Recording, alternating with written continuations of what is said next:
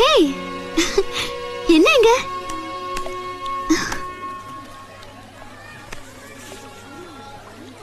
நான் படுக்கு போயிட்டு இருந்தேன், நடுவில் பூந்தி எல்லாத்தையும் கெடுத்துட்டேன்.